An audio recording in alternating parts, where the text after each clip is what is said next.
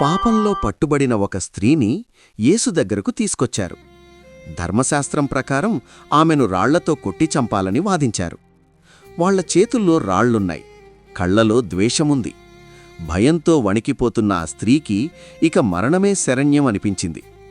అందరూ ఆమెను నిందిస్తుంటే యేసు నేలమీద వంగి ఏదో రాస్తూ, మీలో పాపం చెయ్యనివాడు మొదట ఆమె మీద రాయి వెయ్యాలి అని ఒక్క మాటన్నారు. అంతే, వాళ్ల చేతుల్లోని రాళ్లు జారిపోయాయి. ఒక్కొక్కరుగా తలదించుకుని వెళ్ళిపోయారు.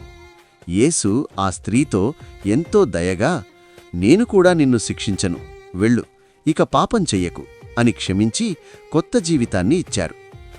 దేవుడు పాపాన్ని ద్వేషిస్తాడు, కాని పాపిని క్షమించి కొత్త జీవితాన్ని ఇస్తాడు.